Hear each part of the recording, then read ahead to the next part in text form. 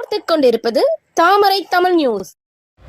Hello, ஆமாம், நாங்கள் வந்து குருவிக்கார் நெறி குருவார் வந்து 40 வருஷமாக பஸ் ஸ்டாண்டில் இருக்கிறோம்.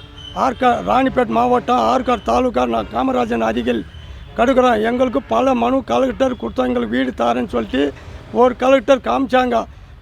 அந்த இடம் இன்னும் மாறிட்டாங்க. மாறி போய் இன்னொரு கலெக்டர் வந்தாங்க. இன்னொரு இடம் காமிச்சாங்க, அதுவும் மாறி போய் இன்னொரு கலெக்டர் வந்துட்டாங்க. இது மாதிரி தான் போய்க்கு நிற்கிது. எங்களுக்கு மனு மேலே மனு 28 மனு கலெக்டர் கொடுத்துக்கிறோம். எங்களுக்கு நடவடிக்கை எடுக்கலை. தாசில்தார் ஆடியோ எத்தனையோ பார்த்து மனு மேலே மனு கொடுத்துக்கு நிற்கிறோம். இன்றைக்கி நைட்டு வந்து பஸ் ஸ்டாண்ட் ஓடிச்சிட்டாங்க. எங்களுக்கு வீடு இருந்தாது ஓடிச்சிட்டு இப்போ வசதி இல்லாத இடத்துல இப்போ கடையில் படுக்கிறோம். கடையில் படித்தா நைட்டில் குடிச்சிட்டு வந்து பிரச்சனை பண்ணுறாங்க. எங்களுக்கு வசதி இல்லை. நைட் ஆகுனா குடிச்சிட்டு கத்தியில் குத்தி போடுவோம், அதில் குத்தி போடுவோம். பொம்பளை கல் அடிக்கிறாங்க, பொம்பளை கூப்பிட்டு பிரச்சனை பண்ணுறாங்க. பல முறை நான் இன்னும் கலெக்டர் காலில் போய் வீழ்ந்தாலும் எங்களுக்கு நடவடிக்கை எடுக்கலை. என்னன்னாக்கா தாசில்தார் போனாலும் பார்க்குறேன் தான் சொல்கிறாங்க. எங்களுக்கு இடம் கொடுக்கல. எங்களுக்கு ஒதுங்கப்பட்ட பூங்கோட் கிராமமே அலக் பண்ணாங்க, எங்களுக்கு ஒதுங்கலை. அடுத்தது லாடவரம் கிராமம் தாருன்னு சொன்னாங்க, அது கூட ஒதுங்கலை. இப்போ 3வது கலெக்டர் வந்து பார்க்குறேன்னு தான் சொல்கிறாங்க, இடம் கொடுக்காத பாடில்லை. இப்போ நைட்டு கூட பிரச்சனை பண்ணி ஏன் ஏரியாவில் குறிக்காரன் வந்து எங்களுக்கு அடிச்சுட்டு ஏன் ஏரியாவில் நீங்கள் வரக்கூடாதுன்னு பல பிரச்சனை எங்கள் கோயந்தாங்க குட்டி அடித்து நாஸ்தி பண்ணிட்டாங்க. நாங்கள் கேஸ் கொடுத்தோம். கேஸ் எடுத்தது கேஸ் வாபஸ் பண்ணிட்டு அவங்களுக்கு விட்டிக்கிறாங்க. இப்போ நைட்டு கூட அவங்க பயம் காமிச்சிக்கின்னு இருக்கிறாங்க. எங்கள் ஏரியா பக்கம் நீங்கள் வராதிங்க, தனி முறையில் நீங்கள் எங்கே வேறு இடத்துல வாங்கிக்கோங்க. இப்போ நாங்கள் கலெக்டர் போய் வீரோம். கலெக்டர் போனால் நீ பின்னப்பாடி தான் போகணும் அவங்க கேட்குறாங்க. பின்னப்பாடி நீங்கள் இடம் கொடுப்பீங்க, நாளைக்கு நீ இடம் கொடுத்துட்டு வந்துட்டு நாளைக்கு எங்களுக்கு வட்டிட்டா நாளைக்கு இடம் கொடுத்து என்ன லாபம்? உயிர் போட்டா என்னத்துக்கு லாபம்? எங்களுக்குன்னு தனியாக ஒரு இடம் கொடுங்க, எங்களுக்கு வண்டி வசதி என்ன. இப்போ வந்து கலெக்டருக்கு மனு கொடுத்தோம். இது 4 நாளாக சாலே ஐயா கூட முதலமைச்சருக்கு நாங்கள் டப்பால் அமிச்சோம். அது கூட மனு எங்களுக்கு கவனிச்சு பார்க்கல. இன்னும் என்ன செய்கிறது? இப்போ எங்கள் செல்பாக்கு என்னன்னாக்கா கிருஷ்ணால் வாங்கி பஸ் ஸ்டாண்டில் தான் கொளுத்தி சாகணும். எங்கள் கோயந்தா குட்டி எல்லாம் சாகணும். இந்த 30 குடும்பம் 60 கோயந்தாக்கு இது எங்களுக்கு நடவடிக்கை எடுக்கலை. நைட்டில் குடிச்சு 6 மணிக்கு குடிச்சிட்டு பிரச்சனை பண்ணிக்கின்னு தான் இருக்கிறாங்க.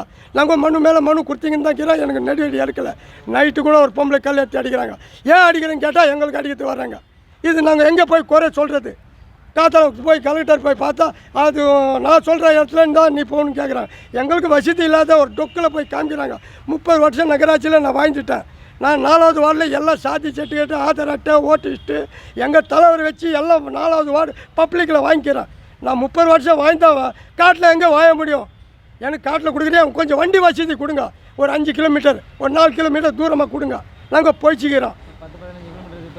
தலைவர் இந்தி கொஞ்சம் போராட்டிக்கின்னு இருக்கிறாரு. தூபால் நல்ல வசதி 50 வருஷம் 50 வருஷமாக இந்த ஆற்காட்டில் இருக்கிறோம் ஐயா. 40 வருஷமாக 4 தலைமாரிலேருந்து இந்த ஆற்காட்டில் இருக்கிறோம் ஐயா.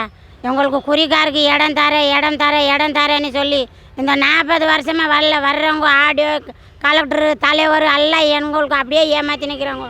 ஆனால் எங்களுக்கு எந்த வசதியும் தரமாட்டேங்கிறாங்க. நாங்கள் வயசானவங்க பொண்ணுங்க எல்லாம் வாங்கி நாங்கள் தண்ணி குளிக்கிற வசதி இல்லை, ஒரு சாப்பாடு ஆக்கி துண்டுற வசதி இல்லை, ஒரு டிவி பார்க்குற கூட வசதி இல்லாத, ஒரு வீடு இல்லை. மழை வந்தால் பஸ் ஸ்டாண்டில் தங்குறதுக்கு கூட இடம் இல்லை. அந்த பஸ் ஸ்டாண்ட் கூட ஒடிச்சிட்டாங்க, அது கூட ஒடிச்சிட்டாங்க. ஒரு ஜாக்கெட்டு மாற்றுறதுக்கு கூட, ஒரு துணி மாற்றுறதுக்கு கூட ஒரு இடம் இல்லை ஐயா. நாங்கள் ஒரு 30 குடும்பம் இருந்து எதுவும் ஒரு வீடு இல்லாத வாசல் இல்லாத இந்த ரோட்டில் கடுக்கணுனாக்கா நைட்டில் குடிச்சிட்டு வந்து எங்களுக்கு கல் எடுத்து அடிக்கிறாங்க. எங்களுக்கு குடிச்சிட்டு வந்து அந்த கொசுவலை கீக்கிறாங்க. எங்களுக்கு பணம் தரேன்னு கூப்பிட்றாங்க. அறியாத பொண்ணுங்களுக்கு எல்லாம் கெடுக்கிறதுக்கு கூப்பிட்றாங்க. அதெல்லாம் நாங்கள் மானத்தில் நாங்கள் இருக்கணுமா என்ன? நாங்கள் தற்கொலை பண்ணி சாகணுமா ஐயா? நீங்கள் கவர்மெண்ட் நடவடிக்கை ஏற்கிறீங்களா எடுக்க மாட்டிங்களா? 2ல் 1 எங்களுக்கு பதில் லெட்ரு எங்களுக்கு அனுப்பணும் ஐயா. இங்கே இருக்கிறவங்க தலைவரால் கூட எங்களுக்கு ஹெல்ப் பண்ணி பார்க்குறாங்க. அவங்க இப்போ இருந்து கூட என்ன பண்ணுவாங்க? அவங்க சொல்கிறதுக்கு தான் வருவாங்க, அவங்க செய்கிறதுக்கு தான் வருவாங்க. அந்த தலைவர் வந்து இப்போ ஓடி எங்களுக்காக ராவும் போகலும் தலைவர் வந்து எங்களுக்கு ஹெல்ப் பண்ணுறாங்க. ஆனால் கவர்மெண்ட் அரசியல்வாதி எங்களுக்கு யாருமே ஹெல்ப் பண்ண மாட்டேங்கிறாங்க ஐயா. ஐயா வணக்கம் ஐயா. எங்கள் அம்மா அப்பா காலத்தில் தான் அந்த காட்டு மலைன்னு சொல்லி போயின்னு இருக்குது. எங்கள் காலத்தில் கூட அதே காட்டு மலையில் போயின்னு இருந்தால் எப்படி? நாங்களும் படிக்கணும், நாங்களும் நல்லா இருக்கணும்னு எங்களுக்கும் ஆசை தான். நீங்கள் எதுவுமே நடவடிக்கை எடுக்காமல் போயிட்டு கலெக்டருக்கு மனு கொடுக்கும். ஒரு நிமிஷம் கூட நிற்க விட மாட்டேங்கிறவங்க உள்ளே. டக்குன்னு போயிட்டே இருங்க, போயிட்டு சரி நடவடிக்கை எடுக்கிறோம் நீங்கள் போகணுன்னு சொல்லி போயிட்டு 1 வாரத்தில் 2 நாளில் எடுக்கிறோன்னு சொல்லி இப்போ 1 மாதம் 2 மாதம் ஆகுது, ஒன்றுமே எடுக்க மாட்டேங்கிறாங்க. எனக்கு மனசு ரொம்ப கஷ்டமாக்கிது. பஸ் ஸ்டாண்டில் இருக்கக்கூட முடியல. ஒன்றுமே ஏதோ சும்மா போகிறவங்க வரவங்க கூட எனக்கு எங்களுக்கு பார்த்து சிரிக்கிறாங்க.